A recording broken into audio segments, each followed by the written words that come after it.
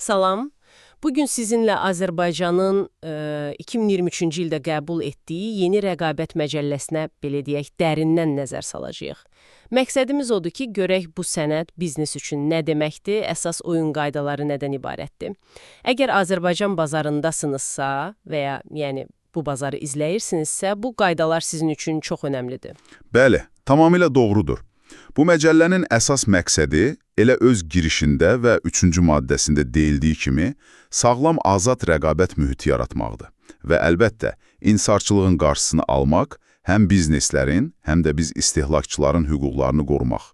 Bütün bunlar da ölkənin konstitusiyası, beynəlxalq müqavilələr, yəni mövcud qanunvericilik əsasında qurulub. Elə isə başlayaq. Məcəllə hansı davranışları, rəqabətə zidd sayır? İlk olaraq nə diqqəti çəkir? İlk növbədə rəqabəti məhdudlaşdıran sazişlər. Bu çox geniş anlayışdır əslində.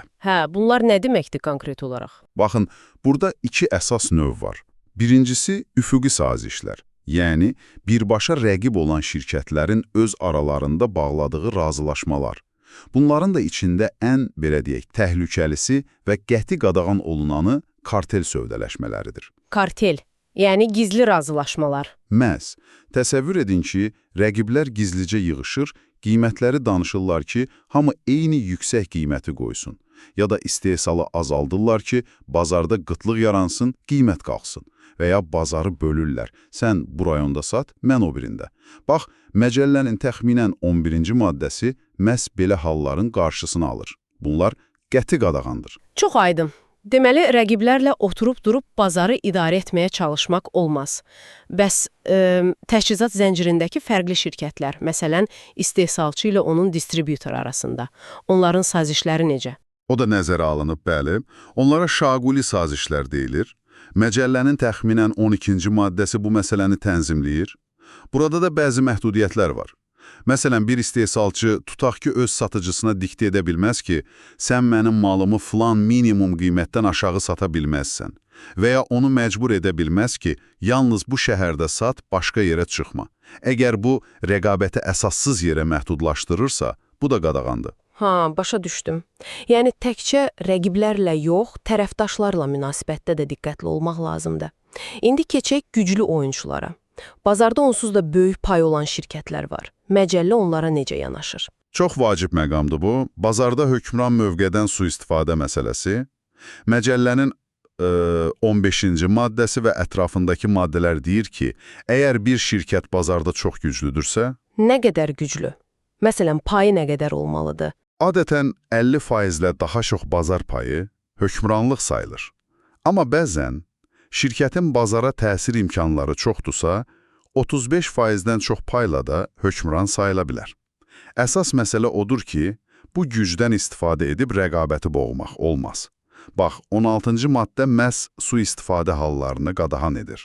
Sui-istifadə deyəndə nə başa düşülür? Hansı hərəkətlər olmaz? Məsələn, tutaq ki, bir şirkət çox güclüdür və əsassız yerə qiymətləri həddən artıq qaldırır. Və ya əksinə, rəqibləri sıradan çıxarmaq üçün malını ziyanına satır, yəni dumping edir.